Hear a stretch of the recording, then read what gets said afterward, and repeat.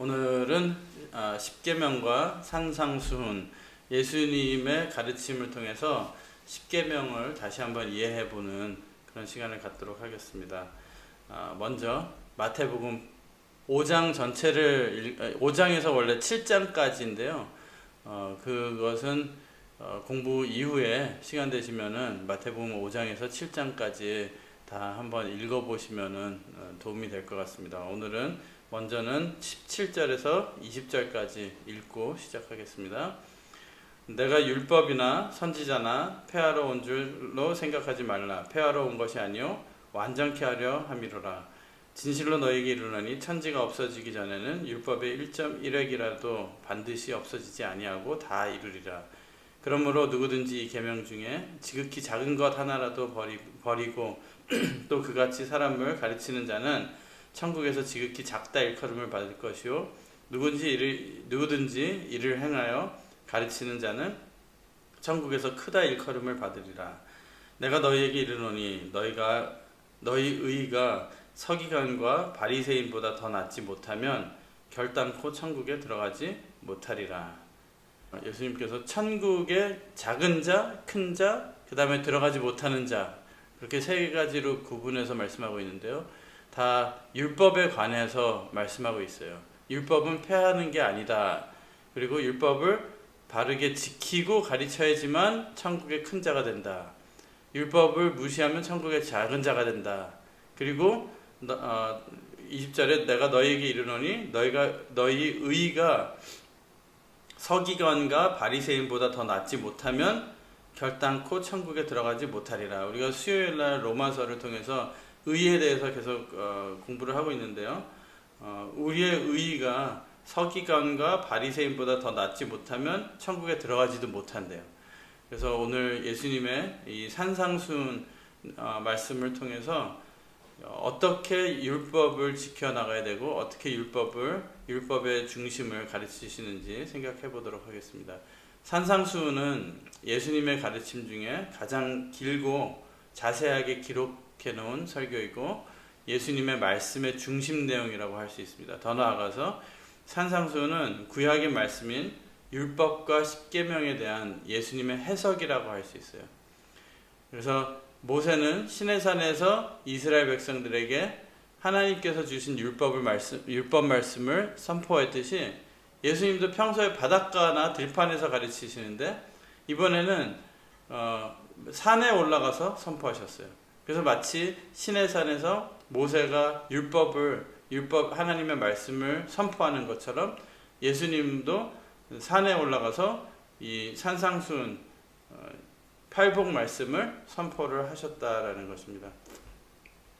하나님께서는 아담 타락 이후 인류에게 잃어버린 바 된 의를 회복하는 방법으로 십계명을 주셨다고 지난 2번의 공부를 통해서 말씀을 드렸습니다. 그렇기 때문에 그 의를 회복하기 위해 지켜야 되는 계명, 다시 말해서 의로울 때 자연스럽게 지켜지던 것이 깨졌기 때문에 이제는 억지로라도 지켜야 하는 이 십계명 중심에는 사랑의 계명인데 이 십계명 속에는 인류가 타락하게 된 원인을 고치기 위한 길을 제시해 주셨다라고 생각해 볼 수가 있습니다.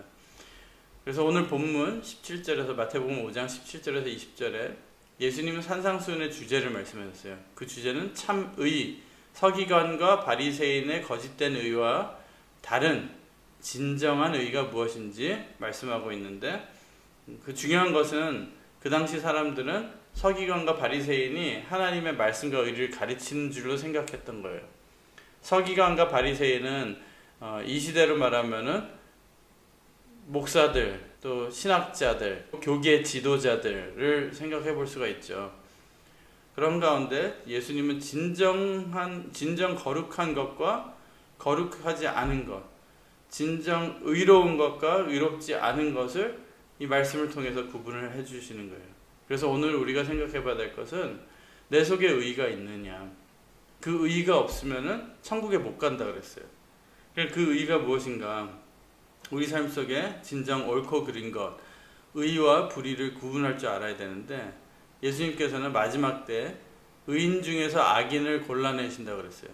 그러니까 의인 중에서 마태복음 13장 49절에서 52절 말씀에 그물로 물고기를 끌어올리잖아요.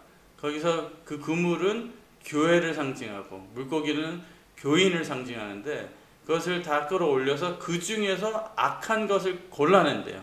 그러니까 교회 안에 교인이라고 하고 자칭하는 사람들 중에서도 악인이 있다는 것이죠. 그러니까 내 속에도 그런 악이 있을 수 있다는 것인데 그것을 마지막 청량하는 역사는 진정한 의의를 가지고 있느냐, 의인이냐, 아니면 그리고 진정한 거룩함을 입고 있느냐, 아니면은 그것이 없는 겉모습만 교인이고 겉 이름으로만 기독교인이라는 그런 사람들이 있느냐. 나 자신부터 진짜 조심히 생각해 볼 문제인 것 같습니다. 예수님께서 이 땅에 율법을 완성하러 오셨다고 말씀하셨는데 그 내용을 한번 살펴보도록 하겠습니다. 그래서 아까는 17절에서 20절까지 읽었는데요. 잠시 1절에서 16절까지 다시 읽어보고 이어서 생각해 보도록 하겠습니다. 예수께서 무리를 보시고 산에 올라가 앉으시니 제자들이 나온지라 입을 열어 가르쳐 가라사대 심령이 가난한 자는 복이 있나니 천국이 저희 것이며 애통하는 자는 복이 있나니 저희가 위로를 받을 것이며.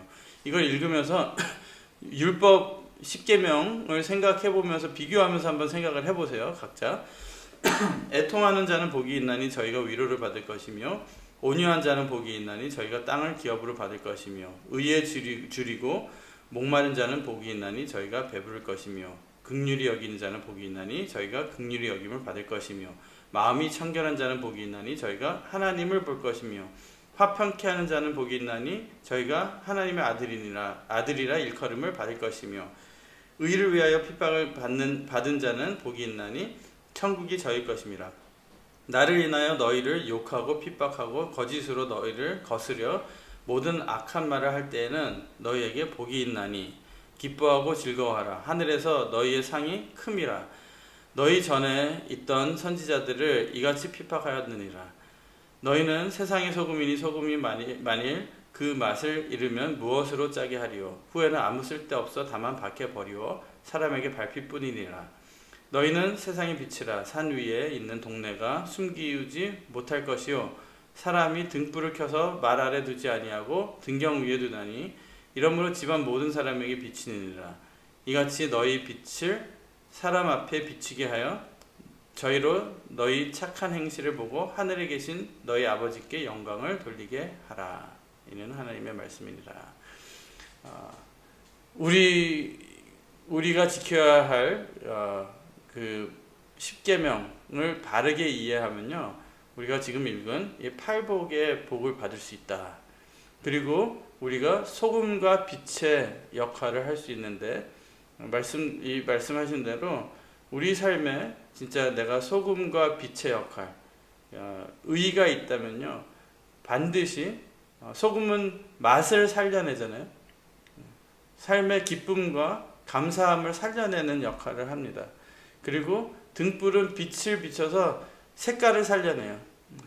볼 수 있게 해주고 또 에너지를 주고 따뜻하게 해주고, 우리가 하나님의 의를 덧입는다면은 내가 노력해서가 아니라 내 자체로서 내 속에 있는 그 의가 소금의 짠맛과 빛의 그 밝은 빛이 되어서 우리 주위의 사람들도 같이 살고 있는 식구들에게도 오히려 빛이 되게 해주신다는 말씀입니다.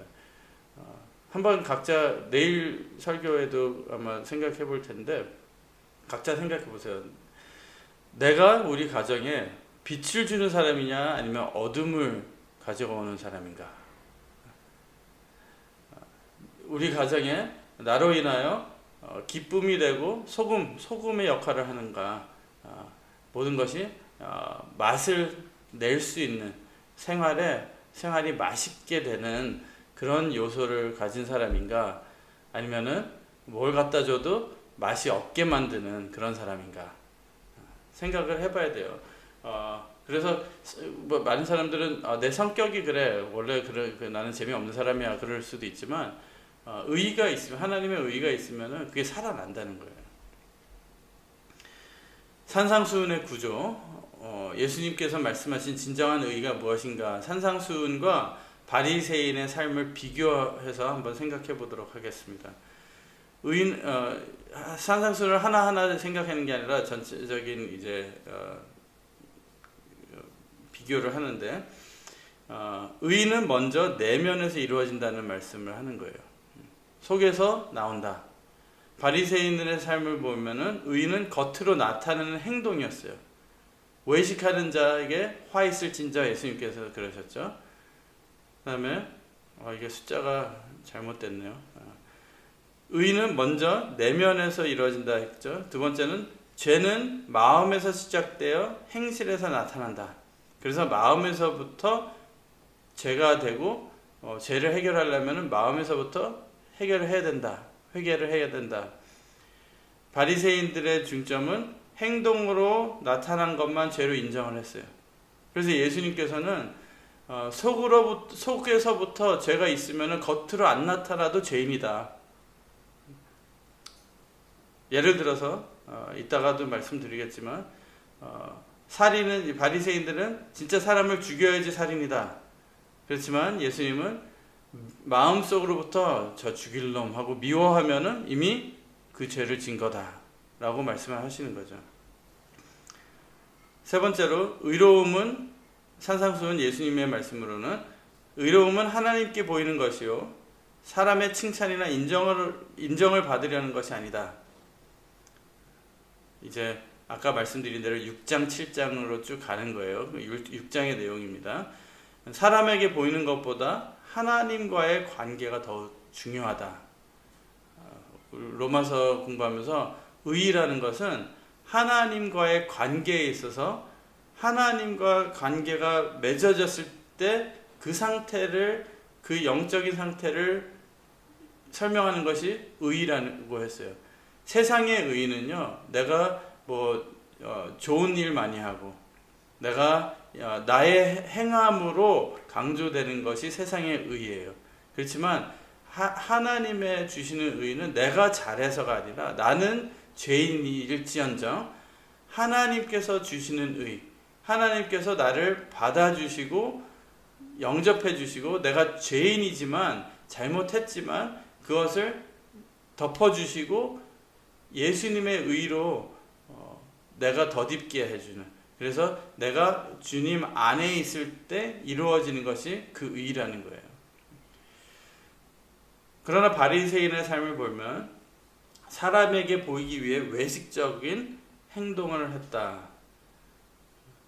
저희 모든 행위를 사람에게 보이고자 하여 하나니 곧 그 차는 경문을 넓게 하며 옷술은 크게 하고 그랬어요. 그리고 산상수훈의 중심 말씀은, 예수님의 중심 말씀은 하나님 먼저 물질은 다음, 그러나 바리새인은 탐욕이 가득했다고 그랬어요. 하나님의 이름으로 돈 벌어먹은. 그리고 산상수훈은 예수님께서 비판하지 말라 7장에, 그러나 바리새인의 삶은 나는 의롭기 때문에 의롭지 못한 사람들, 자기 생각에 의롭지 못한 사람들을 비판하고 멸시하는 삶을 살았다는 것입니다. 우리는 기독교인으로서 우리의 의의는 무엇인가? 그리고 많이 우리가 착각하는 것이 내가 잘해야지만 의롭다. 그리고 내가 의로우면은 나는 이만큼 했기 때문에 의롭고, 나는 목사기 때문에 의롭고, 나는 뭐이기 때문에 의롭고, 그렇게 생각하면요, 다른 사람은, 그렇게 하지 못한 사람은 비판하고 멸시하게 되어 있다는 거예요. 그러나 진정한 예수님께서 말씀하는 의의는 우리가 벌은 것도 아니고 우리의 행함으로써 인한 것이 아니기 때문에 100% 하나님의 은혜예요. 선물이라는 거죠. 공짜 선물이에요. 내가 한 것 없이 받은 것이기 때문에 그것을 남과 많은 사람들에게 전하고 싶고 그것으로 감사하는 삶을 살 수 있게 되는 것이 의의라는 것이죠. 우리는 진짜 의를 예수님의 의를 선물로 받았다면은 그것의 가치를 얼마나 높이 평가하고 있고 또 그것에 대한 감사가 얼마나 있는가. 마태복음 5장 21절에서 48절 말씀도 또 읽어보도록 하겠습니다.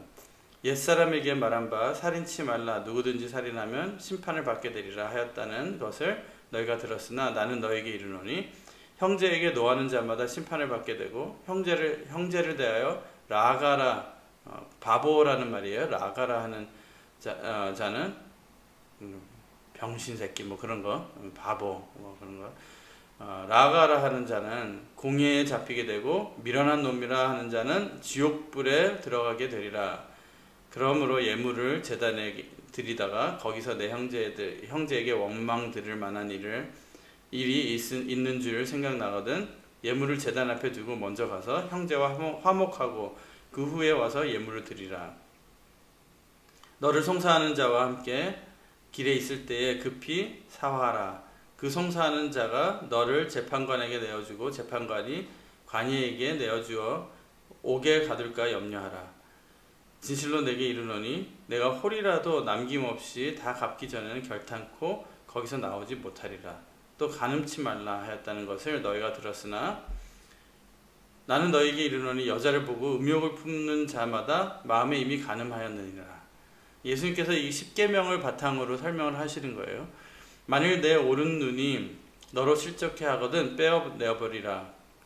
내 백체 중 하나가 없어지고 온몸이 지옥에 던지지 않는 것이 유익하며 만일 내 오른손이 너로 실족해 하거든 찍어내버리라. 내 백체 중 하나가 없어지고 온몸이 지옥에 던지지 않는 것이 유익하니라.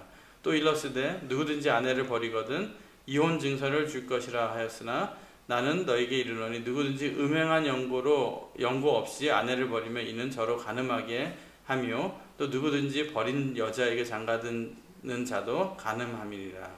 또 옛사람에게 말한 바 헛 맹세를 하지 말고 내 맹세한 것을 주께 지키라 하였다는 것을 너희가 들었으나 나는 너희에게 이르노니 도무지 맹세하지 말지니 하늘로도 말라. 이는 하나님의 보좌이며. 여기 맹세하다는 것은 하나님의 이름을 망령되이 일컫지 말라. 거기서 유래된 거예요. 땅으로도 말라. 이는 하나님의 발등상이며 예루살렘으로도 말라. 이는 큰 임금의 성이며 내 머리로도 말라. 이는 내가 한 터럭도 희고 검게 할 수 없음이라. 오직 너희 말은 옳다 옳다 아니라 아니라 하라. 이에서 지나는 것은 악으로 쫓아나느니라. 또 눈은 눈으로 이는 이로 갚으라 하였다는 것을 너희가 들었으나 나는 너에게 이르노니 악한 자를 대적지 말라. 누구든지 내 오른편 뺨을 치거든 왼편도 돌려대며 또 너를 송사하여 속옷을 가지고자 하는 자에게 겉옷까지도 가지게 하며 또 누구든지 너로 억지로 오리를 가게 하거든 그 사람과 심리를 동행하고 내게 구하는 자에게 주며 내게 꾸고자 하는 자에게 거절하지 말라. 또 내 이웃을 사랑하고 내 원수를 미워하라 하였다는 것을 너희가 들었으나 나는 너희에게 이르노니 너희 원수를 사랑하며 너희 핍박하는 자를 위하여 기도하라. 이같이 한즉 하늘에 계신 너희 아버지의 아들이 되리니 이는 하나님이 그 해를 악인과 선인에게 비치게 하시며 비를 의로운 자와 불의한 자에게 내리우심이니라. 너희가 너희를 사랑하는 자를 사랑하면 무슨 상이 있으리요? 세리도 이같이 아니하느냐?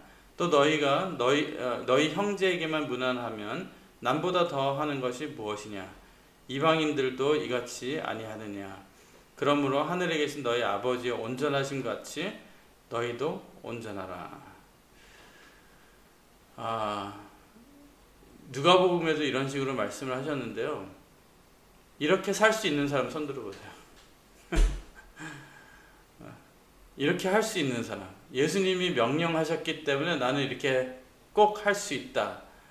저도 못해요. 목사인 저도 못해요. 아무도 못해요. 사람으로서는 못해요. 이게 의로운 삶이거든요. 근데 못해요. 죽었다 깨어나도 못해요.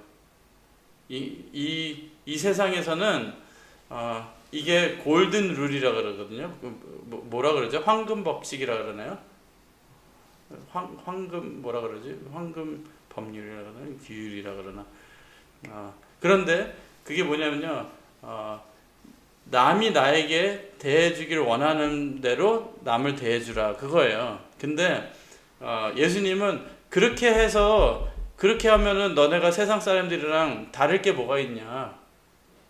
그러니까 더 나아가서 남이 나한테 하는 만큼 하지 말고 남이 나에게 하길 원하는 그 이상으로 대해줘라.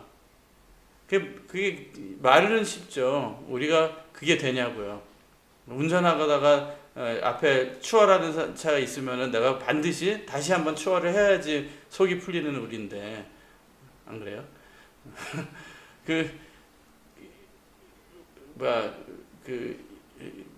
인터넷 같은 데서도 뭐 사잖아요. 구입을 하잖아요. 그러다가 뭐 잘못해서 뭐 몇 달러 뭐 손해를 봐도 속이 막 쓰린데, 이 세상에서는 남이 나에게 하는 대로 남에게 해라. 그게 골든 룰이거든요. 하무라비 법률에도 그렇고 렉스 탈리아노 우리가 이 세상의 모든 그 헌법의 기반이 되는 그런 옛날 법 제도들인데 거기에 다 그렇게 돼 있는 거예요. 이 헌법이나 우리가 사는 각 나라의 그 법을 보면요, 남이 내가 eye for an eye, 눈은 눈으로 갚는 거예요. 그게 이 세상의 법인데요. 그것도 안 지켜져요. 예를 들어서 내가 누구를 5의 강도로 때렸어요. 그러면 그 사람이 나한테 갚아줘야 되잖아요. 그러면 그 사람이 나를 또 때릴 때 5의 강도로 때려야 되는데 꼭 그러나요? 아마 한 7의 강도로 다시 갚는다는 거죠. 그러면 나는 다시 또 화나는 거예요. 내가 5번 때렸는데 너가 7로 때려? 내가 2를 갚아야 되는데 2의 강도를 때리지 않고 또 다시 4의 강도로 때린다. 이거 왔다 갔다 이게 순환이 생기는 거예요. 그게 이 세상이고, 그래서 법이 더 생기고 더 생기고 더 생기는 건데, 예수님은 그걸 거꾸로 누가 오른뺨 때리면은 왼뺨 때리라는 거예요. 누가 오리를 같이 가자 그러면은 심리 같이 가져라. 이게 가능하냐는 거죠. 이게 가능한 경우가 있어요.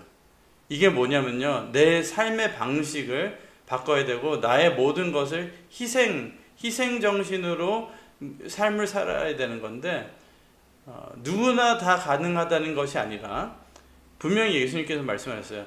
하나님 아버지의 자녀가 되는 자들, 그리고 하나님의 뜻, 지금 계속 말씀하신 것이 천국을 이루시는 그 큰 프로젝트를 가지고 내려오셔서 나와 함께 천국을 이룰 사람 누구냐 그러시는 거예요, 예수님은.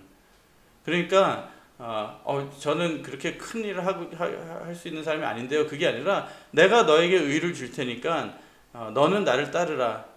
그리고 이렇게 살아야 된다. 근데 이렇게 사는 것이 가능하느냐? 가능하지 않기 때문에 예수님이 그것을 우리 대신에 이루어 주시려고 이 땅에 오셨고, 또 우리에게 가능케 해주시려고 오셨어요. 이게 나는 이렇게 살 수 없다라고 우리는 고백을 할 수밖에 없지만, 예수님은 너도 이렇게 살 수 있는 가능성이 있다라고 그래요. 어떻게요? 우리 인생에 나의 생활 방식이 완전히 확 변할 때가 있어요. 언제일까요?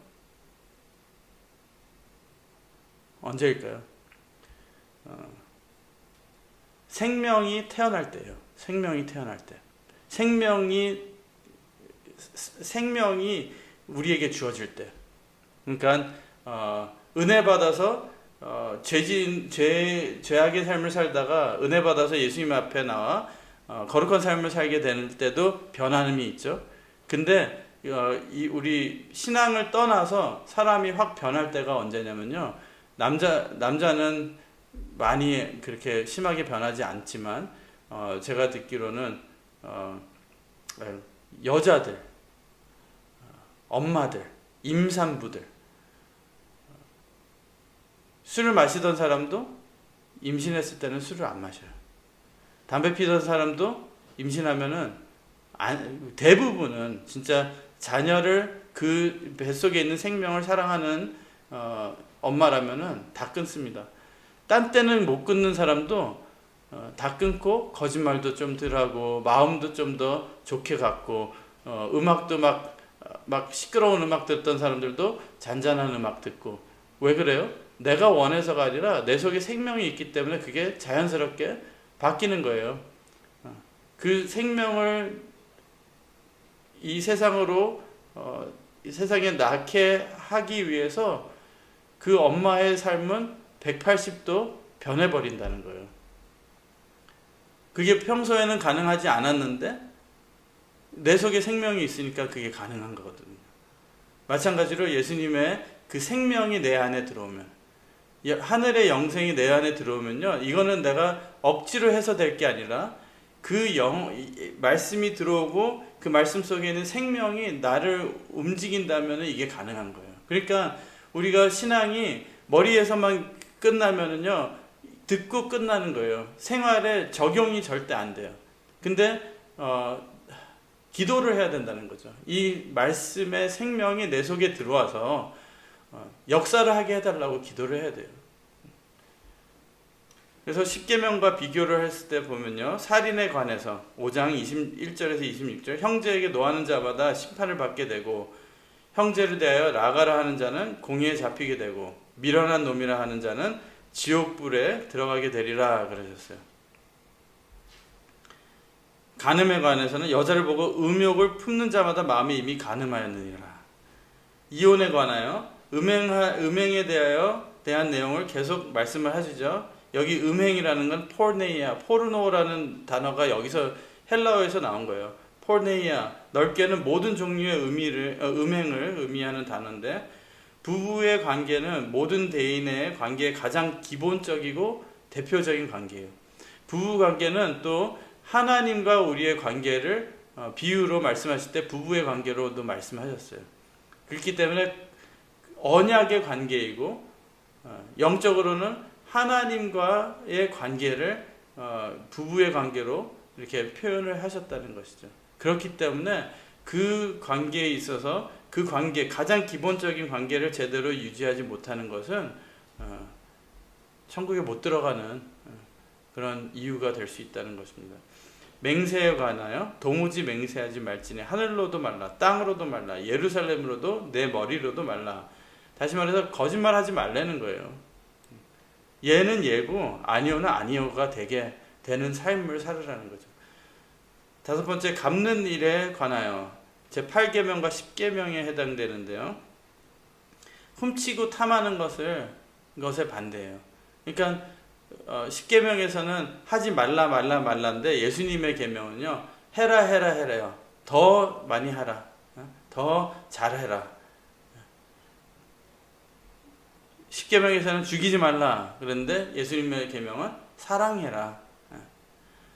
훔치고 탐하지 말라라는 것이 10계명, 8계명과 10계명이라면은 예수님은 아예 갚아버려라. 더 줘라. 그거예요. 여섯 번째, 원수를 사랑하는 일에 대하여 대인관계를 의미하는 5계명에서 10계명 모두 해당이 되는데요. 그러므로 하늘에 계신 너희 아버지의 온전하심 같이 너희도 온전하라. 이렇게 마무리를 짓습니다. 여기서 사용된 온전하다라는 단어는 장성하라. 전체적으로 장성하라이며 그 의미는 부모가 자식을 사랑하듯이 온전히 제한 없이 사랑하라는 것이에요. 이렇게 계명을 지키는 것이 히브리서 5장 11절에서 14절에 말씀하고 있는 장성한 믿음, 그런 사람이 의의 말씀을 먹을 수 있는 의인이 될 수 있다라고 말씀하는 것입니다. 그리고 마지막으로 믿는 자의 진정한 의에 대하여. 1계명에서 4계명은 예배와 대신 관계에 대한 것이고, 예수님의 설명은 마태복음 6장 1절에서 18절인데요. 1절에 사람에게 보이려고 그들 앞에서 너희 의를 행치 않도록 주의하라. 그렇지 아니하면 하늘에 계신 너희 아버지께 상을 얻지 못하느니라.